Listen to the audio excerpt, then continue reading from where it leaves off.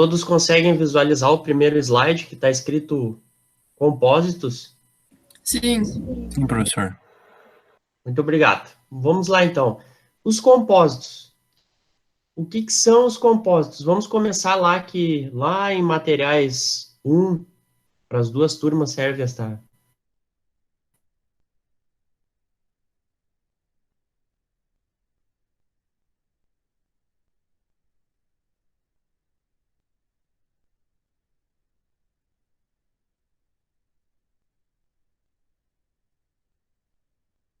Os cerâmicos e os polímeros. Tem muitos materiais que eles se assemelham aos compósitos sem ser. Então, como é que eu defino basicamente um compósito? Eu tenho que ter a combinação de 2 ou mais materiais individualmente.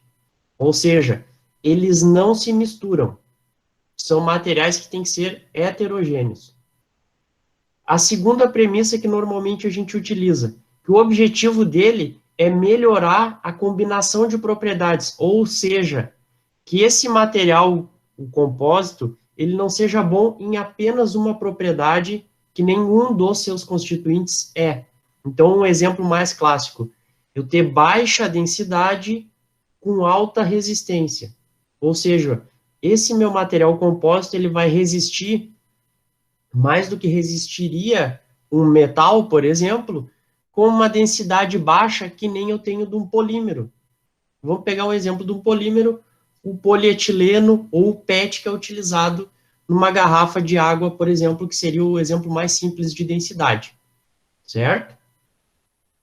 Como é que eu classifico esse material? Para me classificar os compósitos, eu tenho que ter um entendimento que, de novo, ele é um material multifásico e que é fabricado artificialmente. Primeira pergunta, existem materiais compósitos naturais? Dependendo do viés que eu utilizar ou da premissa, sim. Exemplos bem simples de materiais compósitos na natureza.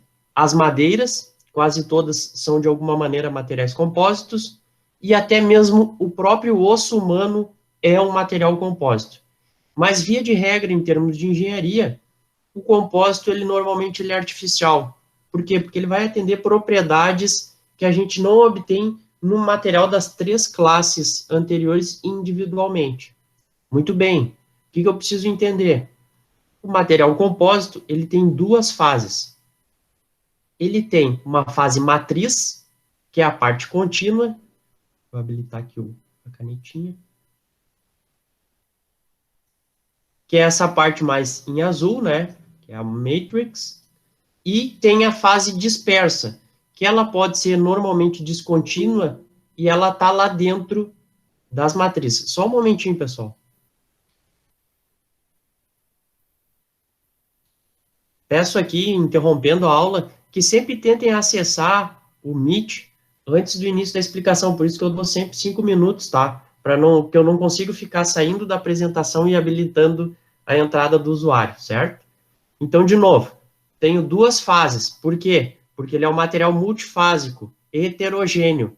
Se ele fosse monofásico, ele não é compósito, certo? Então, eu tenho a fase matriz, que é a fase contínua, que normalmente, ou tecnicamente, tem que estar numa maior proporção, tanto em volume quanto em massa. E a fase dispersa, que ela é descontínua e ela está ali dentro, que é, vamos dizer assim, esses tubinhos, que seriam fibras. Claro que existem diversos tipos de fase dispersa. Tranquilo até aqui, pessoal? Sim. Muito bem. Como é que eu classifico? Lá, lembrando, os metais eu classifico eles em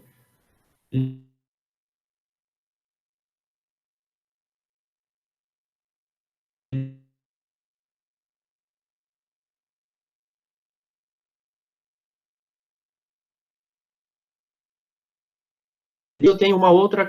Aqui nos compósitos, nós temos 2 classificações. Quais são essas classificações? Tá cortando o teu áudio um pouco.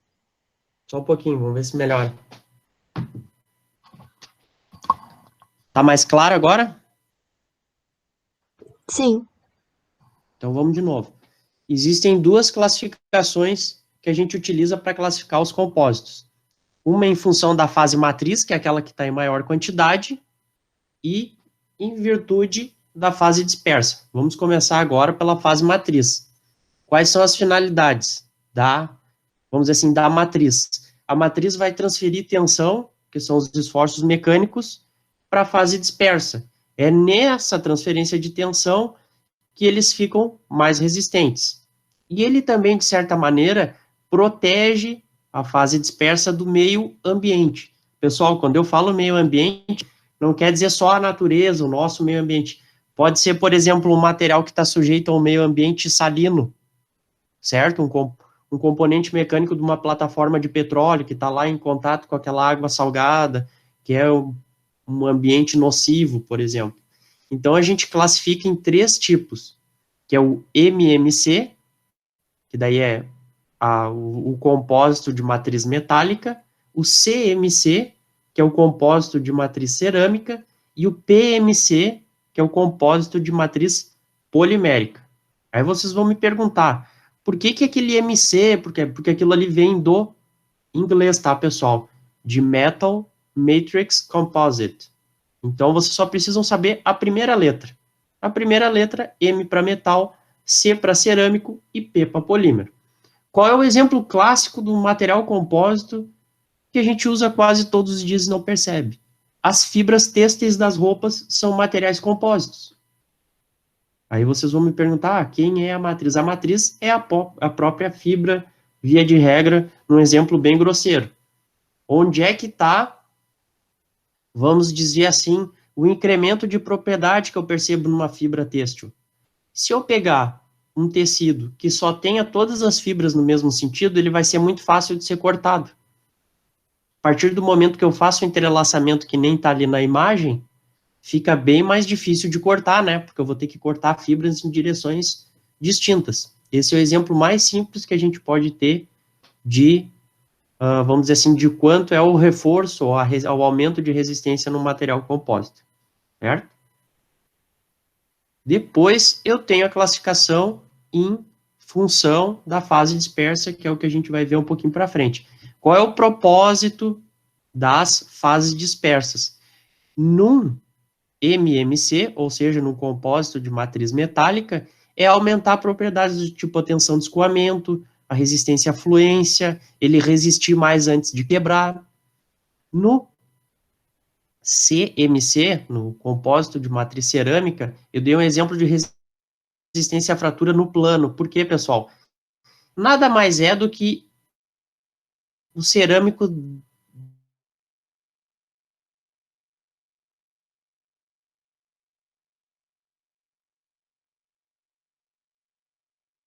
o material mais resistente. Nos compósitos de matriz polimérica, o que, que vai acontecer?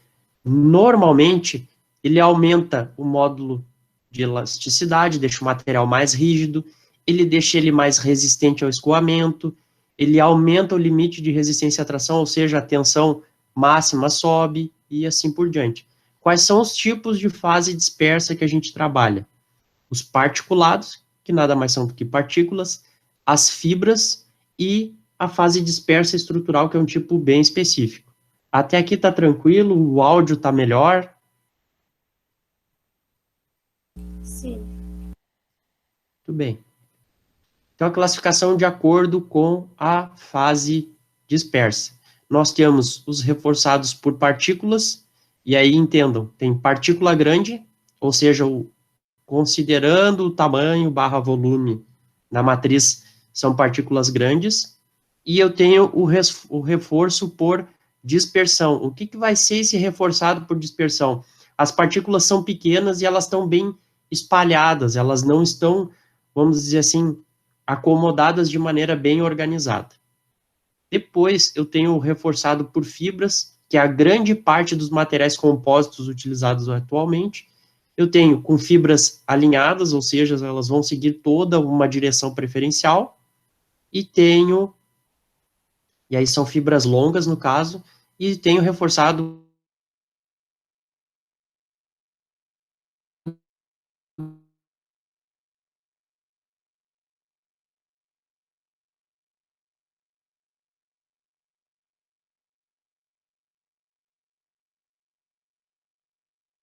que é estrutural, porque ele é um sanduíche de estruturas que formam o material composto. Agora a gente vai partir para os exemplos, vão ficar um pouquinho mais claros.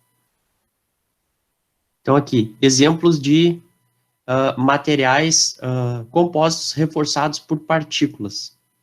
Eu tenho o aço esferoidizado, é um aço que vocês daqui a pouco podem nem ter ouvido falar, mas ele é um aço no qual, a partir de um tratamento térmico, o aço da matriz, a ferrita da matriz, ela forma a matriz do compósito, então ele é um MMC, e a cementita, que está, vamos dizer assim, estava em alguma forma junto com a ferrita formando perlita, ela sai da matriz, vamos dizer assim, ela se desprende da matriz e forma partículas. Normalmente elas são esféricas, por isso que é um aço com esferoidita. Qual que é o impacto? Aí a gente pergunta, né, pô, professor, o compósito é feito para melhorar uma propriedade. Muito bem. O aço esferoidizado, ele aumenta em muito a sua usinabilidade. Isso é feito com aços com um teor um pouco maior do que, por exemplo, 0,6% de carbono. Em contrapartida, eu também posso deixar o material mais, vamos dizer assim, tenaz, mais dúctil, que é o carbeto de tungstênio numa matriz de cobalto. Sim, o cobalto, aquele elemento lá da tabela periódica que é muito pouco utilizado. Aí vocês vão me perguntar, professor, qual é a aplicação prática de um compósito reforçado por partícula do tipo carbeto de tungstênio com cobalto?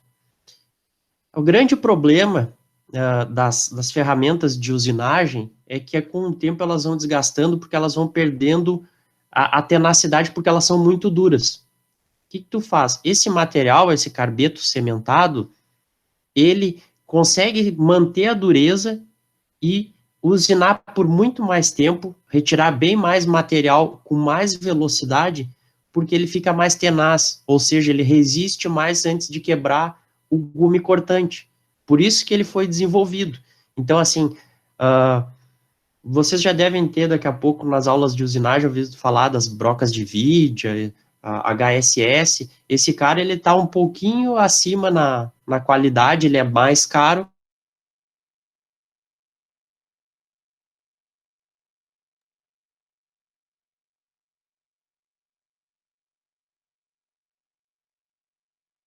Mas numa matriz massa. Professor, seu Sim. áudio tá cortando. De novo? Pode repetir? Isso. Sim. Tá Qual parte? Quando começou a falar do material de usinagem. Tá, muito bem. De novo. O carbeto cementado, por que ele foi desenvolvido? Porque assim, né, pessoal, todo e qualquer material utilizado para usinagem, ele tem que ser duro. Tem uma dureza superior ao material que ele está usinando. O que pode acontecer? Com o tempo ele vai quebrar, ele vai se desgastar do trabalho porque ele é frágil, ele vai de alguma maneira afetar o gume cortante, o gume de saída, todas aquelas propriedades que normalmente se vê na aula de usinagem.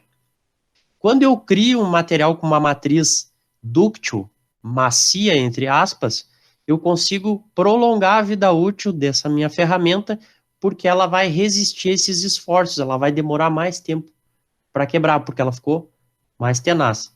Até aqui melhorou o áudio? Não? Sim. Tá, tranquilo. E também tem um exemplo muito clássico, que nada mais é do que vamos dizer assim, um compósito de matriz polimérica, que é o pneu do carro. O que vai acontecer? Eu tenho a borracha, que ela é altamente elástica, e de certa maneira, ela, vamos dizer assim, ela não ia suportar certas pressões / velocidades de trabalho, e eu ponho o negro de carbono, que é uma partícula de carbono escura, como se fosse um carvão. O que vai acontecer? Eu dou a cor, né, porque a borracha natural ela não é escura, preta, e eu também dou, de certa maneira, um pouco mais de dureza para minha borracha, certo? Outro exemplo de reforço por partículas é o concreto, que é uma mistura, né, de cascalho, areia, cimento e água.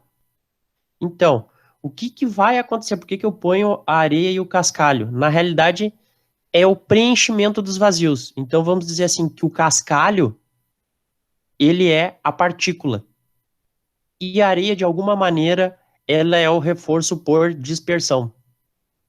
Então, a gente tem o concreto armado. O concreto armado nada mais é do que o reforço do concreto, que é só aquela massa cinza, né, que a gente vê na construção, com a malha de aço.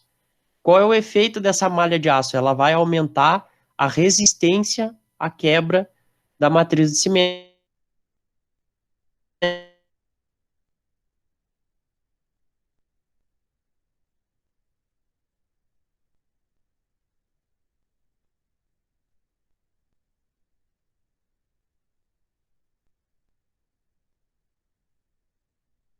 Como se fosse um material mais resistente. Tem um colega de vocês que está querendo acessar, vocês sabem dizer quem é? Antes o Vitor estava falando que tu não aceitou ele, quem sabe? Não, mas o Vitor tá aqui, não é ele. Não, porque assim, toda hora que enquanto que eu tô falando, tem alguém ou saindo ou entrando. Peçam para aguardar um pouquinho, ou vocês me dizem no áudio quem é, porque já é a sexta vez que tem alguém solicitando enquanto eu estou apresentando. Isso é ruim porque, além de cortar a explicação, corta lá o vídeo, tá, pessoal? O professor, teu áudio trava bastante. Olha, infelizmente eu não tenho mais o que fazer, pessoal. Estou com o microfone aqui na minha frente, estou com a internet, está com cabo, não estou usando nem o Wi-Fi para vocês terem uma ideia. Felizmente é o que eu tenho para oferecer. Se alguém conhecer alguém na Coprel que possa me ajudar, eu agradeço, porque eu já cansei de reclamar. É só às vezes, tipo assim, vai falando, daí do nada, tipo, corta, tipo, uns 5 a 10 segundos, assim, daí volta. Tá, tranquilo, eu vou tentar pausar toda vez que cortar, alguém me avisa. Não fiquem ofendidos, porque eu não me ofendo. Eu sei que a infraestrutura de internet aqui em Birubá tá bem precária. Tá todo mundo querendo usar. Do concreto armado foi, pessoal?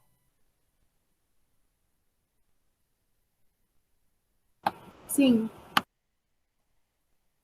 Aí depois aqui eu só coloquei a título de curiosidade que tem o, o concreto pré-tensionado e o pró-tendido, pós-tensionado. Isso aqui são só detalhes. Então toda vez que vocês verem uma propaganda, essas que dá na TV de concreto pró-tendido, nada mais é do que o concreto que eles dão uma certa tensão na malha metálica para ele dar uma certa enrijecida e evitar assim de já sofrer danos estruturais por conta das tensões quando começar a montar o prédio. Que não é o que acontece com esses prédios que são pré-montados, tá? Se o concreto pró-tendido é aquele que realmente é construído tijolo por tijolo.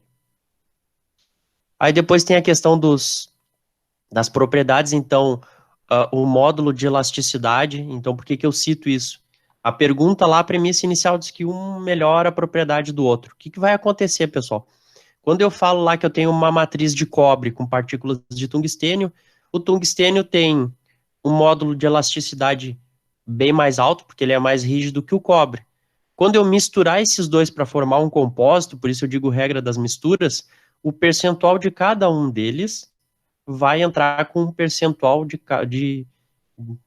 no cálculo lá do módulo de elasticidade. Então, ali, por exemplo, quando eu tenho 40%, 30 e poucos por cento de tungstênio na matriz de cobre, eu tenho um valor de módulo de elasticidade bem mais próximo do cobre. Quando eu chego perto de 80% do volume em partícula de tungstênio na matriz, eu já me aproximo de 300, ou seja, é uma regra linear. Então, assim, o módulo de elasticidade, que é uma das principais propriedades que a gente busca melhorar num compósito, ela nada mais vai ser do que uma média ponderada em virtude do percentual de cada fase no compósito. Claro, não vai ter questão de cálculo, tá? Fiquem tranquilos. Isso também se aplica para condutividade térmica, elétrica e assim por diante. Por que eu coloco esses exemplos? Porque todas essas três propriedades que eu citei, o módulo elástico, a condutividade elétrica e a condutividade térmica, elas se relacionam diretamente lá no nível mais intrínseco do material. Qual que é o nível mais intrínseco?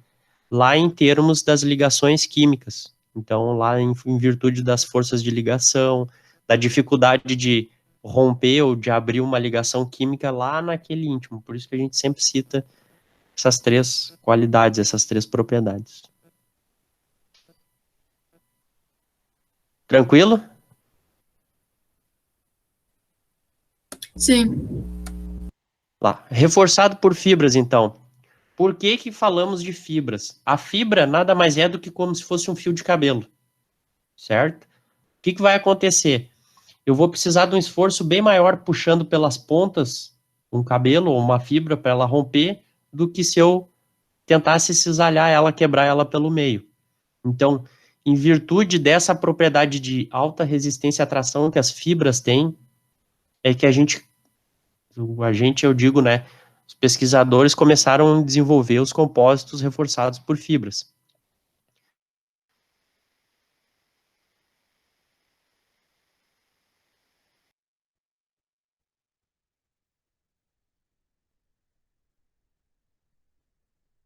Exemplo mais clássico, fibra de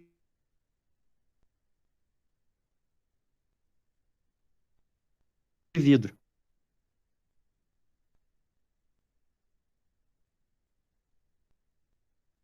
Que foi? Alguém abriu o áudio, pode repetir? Bom, vamos seguir adiante. Cortou bastante. Como é que se Cortou teu utiliza áudio fibra de bastante vidro? agora. Vamos de novo. Então, fibra de vidro. Até aqui todo mundo tinha ouvido. Eu tinha falado de fibra de vidro. Isso? Sim. Então, como é que normalmente se utiliza a fibra de vidro? É filamentos contínuos, ou seja, são várias fibras numa matriz de polímero. E aí pode ser qualquer polímero, certo? Normalmente pode ser resina epóxi, resina fenólica, ou pode ser polipropileno, polietileno. Então, qual é a função da fibra de vidro? Ela tem força e ela é rígida. Por que que eu uso a matriz de polímero? Porque ela mantém as fibras no lugar que a gente colocou, tentou colocar elas, protege a superfície da fibra e transfere a carga que o meu material está sofrendo para as fibras. Então, esse é o exemplo mais clássico de compósito reforçado por fibras. Alguém teria um outro exemplo de fibra utilizada?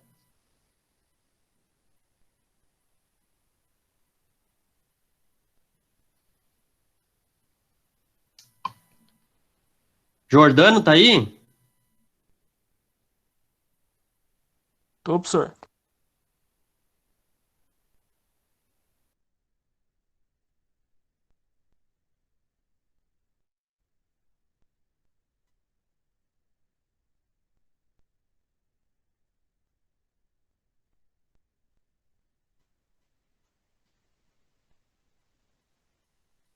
Ah, professor, tá cortando bastante aí.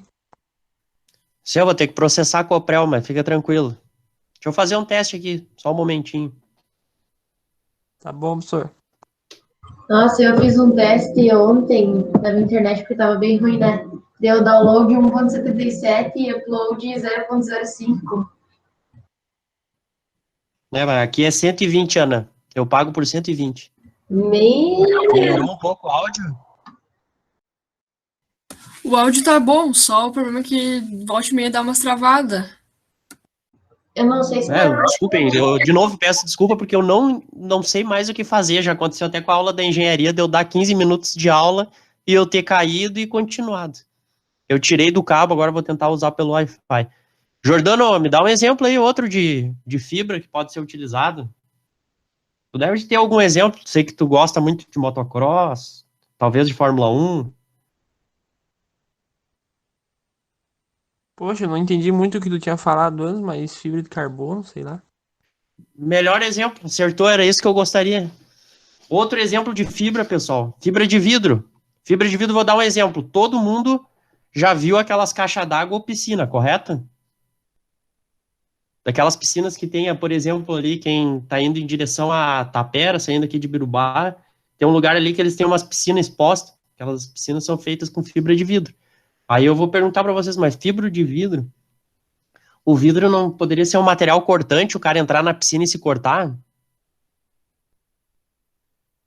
Sim, né? Por que que o cara não se corta? Porque tem a matriz protegendo tanto as fibras quanto quem está utilizando o material com as fibras. E por que que a piscina não fica opaca, assim, ela tem aquela, parece que ela é, quando ela tá sem água, ela é um pouco brilhosa. Alguém sabe me dizer?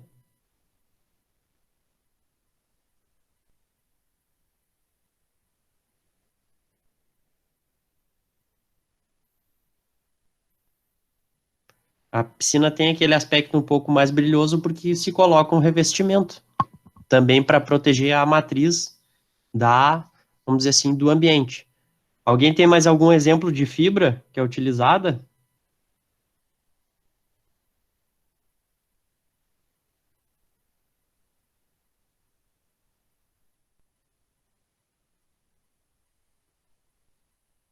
Vocês estão me ouvindo ao menos, pessoal?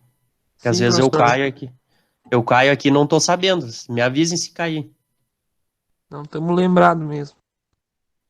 Vamos lá, pessoal. Então, as mais conhecidas são a fibra de vidro e a fibra de carbono. Mas, por exemplo, já teve gente que já estudou a fibra do coco, já teve gente que usou fibra de bananeira, sisal, que é aqueles para fazer barbante. Então, assim, ó, são inúmeras propriedades. Quais são as mais utilizadas? A fibra de vidro e a fibra de carbono, claro. Estamos falando que nós estamos buscando componentes de aplicação na área da mecânica, correto? Então, normalmente é fibra de vidro e fibra de carbono, tá? Aí, assim, detalhe, tá? Toda vez que vocês pegarem aí, eu já vi bastante na internet, existe rolo dito como fibra de carbono. Ele pode utilizar, ele é usado até como revestimento, tem gente que compra o adesivo e coloca para proteger alguma coisa, mas ele só vai ter propriedades ditas de compósito quando ele tiver a aplicação, a impregnação de uma resina e de um tratamento, por exemplo, que faça com que ele ganhe o formato. Só ele de tu pegar o adesivo de fibra de vidro, aquele tramadinho, e colocar, ele não vai te dar melhora significativa nenhuma, só aspecto estético.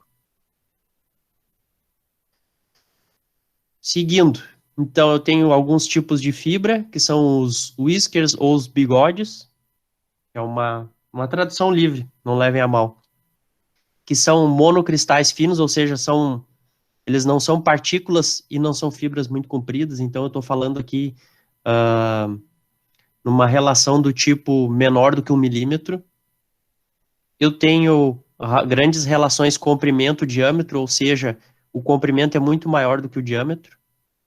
Eu preciso ter uma alta perfeição do cristal, ou seja, eu vou ter lá aquela estruturazinha cristalina que a gente vê lá atrás, muito perfeita, quase sem defeitos.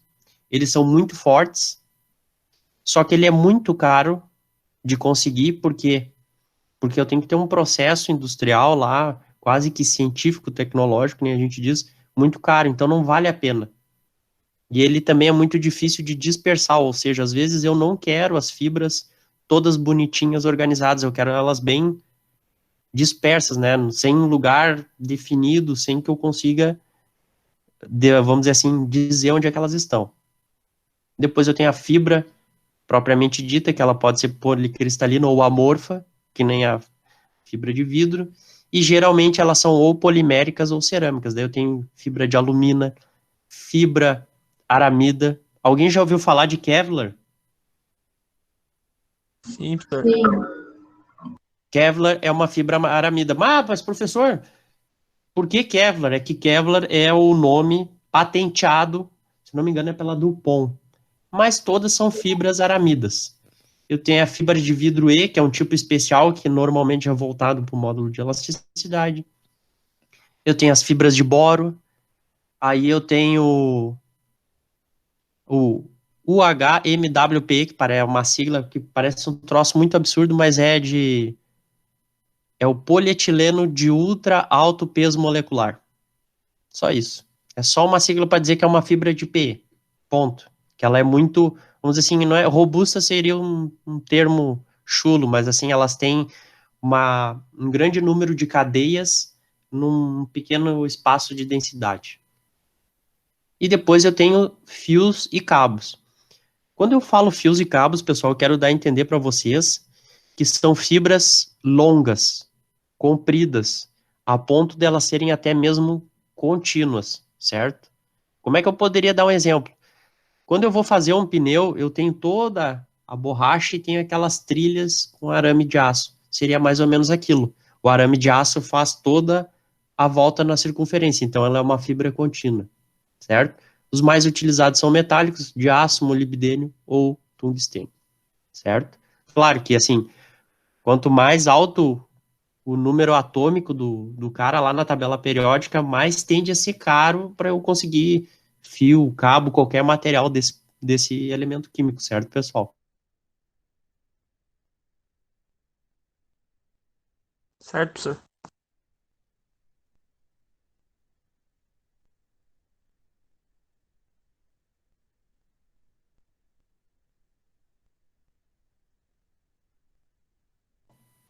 Tranquilo até aqui?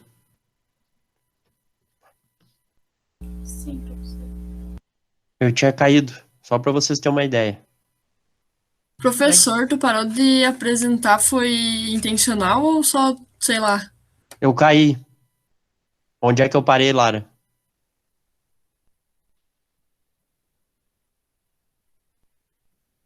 Tu não tá apresentando a tela, professor. Tá, deixa eu... Só um minutinho.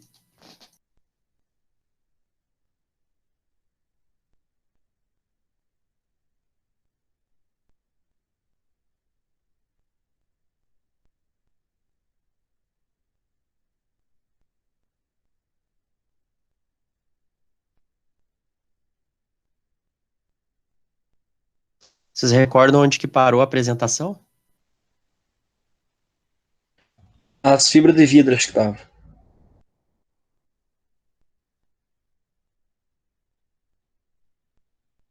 Esta aqui? Acho que é outra. Esse? Esse aí. Isso. Mas eu fiquei, então, 3 minutos para fora, isso? Pois é, eu não sabia se tu tinha tirado mesmo ou tinha caído. Tu Tá. tava falando, só que não tava aparecendo a apresentação só, professor. Ah, tá. Então, primeiro cai a apresentação e depois... Vou retomar aqui, então, os tipos de fibra, que é os whiskers, o apelido chamado de bigode. O que eles são? São monocristais, ou seja, é um cristalzinho, como se fosse uma pedrinha. Qual é a grande característica deles enquanto fibras? Eles têm um comprimento muito maior do que seu diâmetro, então eles são finos, extremamente finos. E eles têm que ter uma perfeição muito alta, eles têm que ser literalmente cristais puros. Isso é muito difícil de se obter. Quais são os mais utilizados? Grafite, nitreto de silício e carboneto de silício. Carboneto de silício é aquele mesmo lá, o SiC, que tem uma certa relação com os materiais cerâmicos. Depois eu tenho as fibras, que elas podem ser policristalinas ou amorfas. Normalmente elas são poliméricas ou cerâmicas, daí eu tenho a alumina, a aramida, que é da família do Kevlar, a fibra de vidro E, que é voltada para o módulo de elasticidade, fibras de boro e de polietileno de ultra alto peso molecular, certo? Isso aqui vocês ouviram e não viram o slide, é isso? Isso, prof. Isso. Por fim, eu tenho os fios e cabos, que são os metais, que daí eu tenho aço, molibdênio e tungstênio. O que normalmente acontece?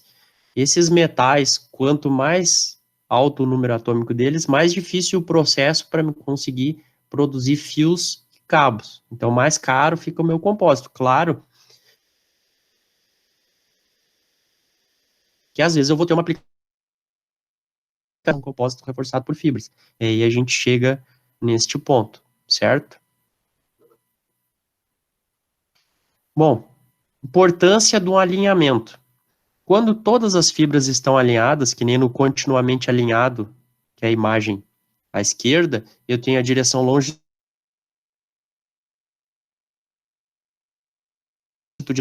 que é a direção das fibras, e a transversal.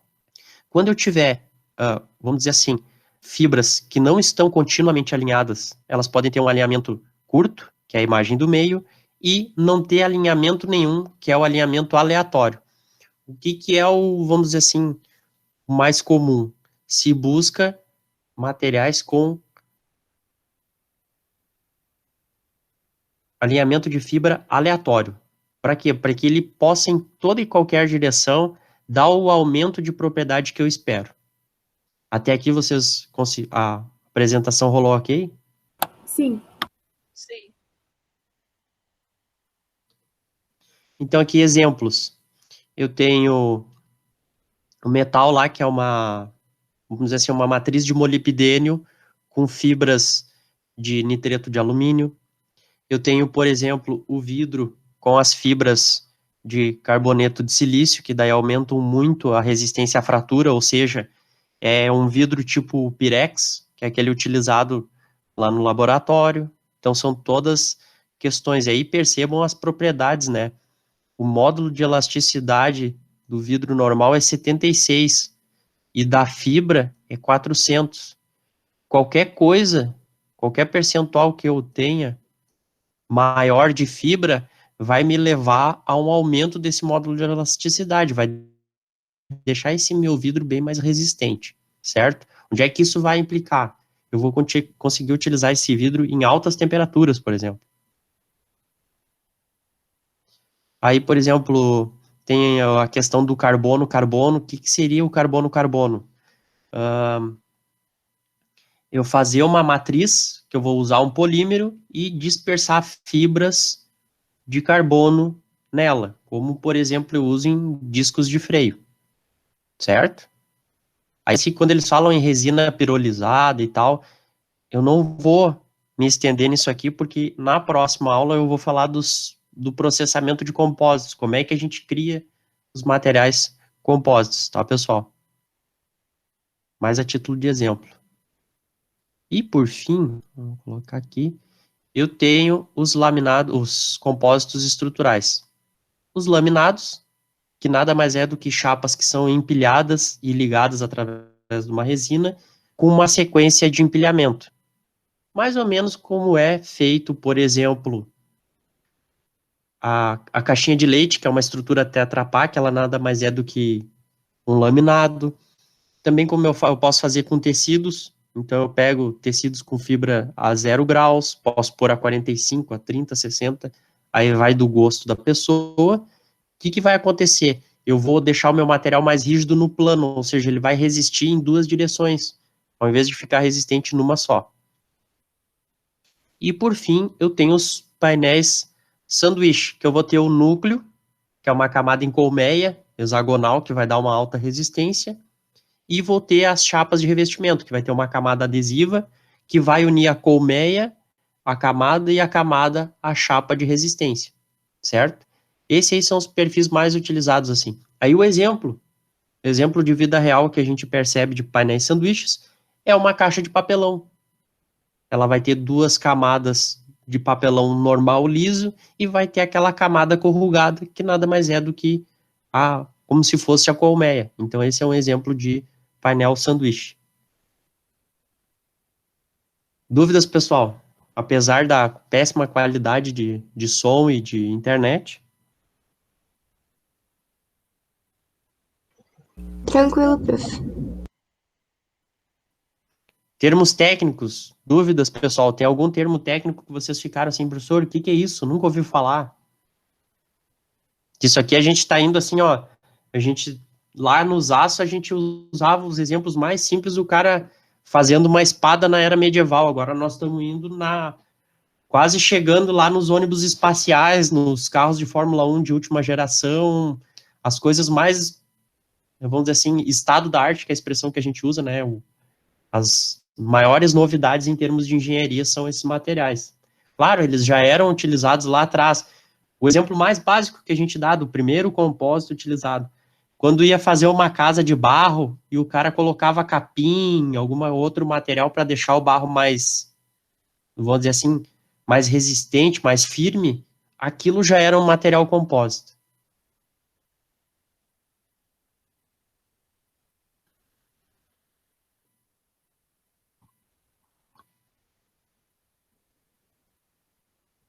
Mais alguma dúvida? Eu vou minimizar a apresentação E aí vou deixar, se alguém quiser perguntar no chat, daí eu enxergo e consigo visualizar.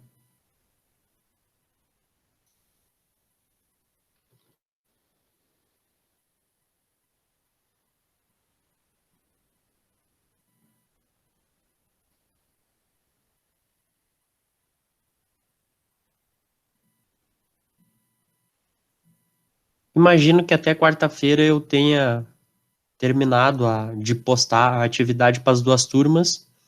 E aí eu aviso no grupo lá da mecânica no integrado toda vez que tiver uma novidade. Não acho necessário criar um grupo específico para essas disciplinas.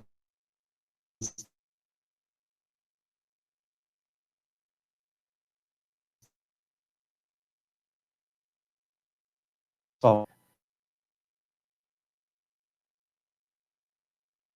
Agora, se alguém achar interessante, a gente pode fazer. Bom, então eu vou encerrar a apresentação. Professor, porque cortou. Lívia? O que você tinha falado, professor, porque cortou? Eu estava dizendo que toda e qualquer informação, além do Moodle, eu posso avisar pelo grupo da mecânica lá, que tem no WhatsApp do integrado. Porque eu acho que não precisamos fazer um grupo só para essa disciplina.